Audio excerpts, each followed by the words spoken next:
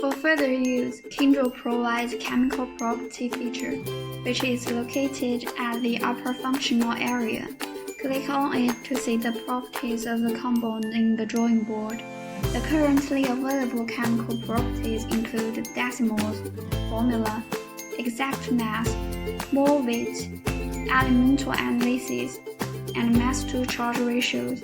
In the case of multiple structural formulas without any operations, just click on the button to view the chemical property of all structure on the drawing board.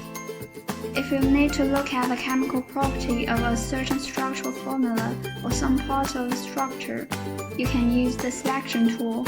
After selecting, click on the button. You will get the chemical property of the selection.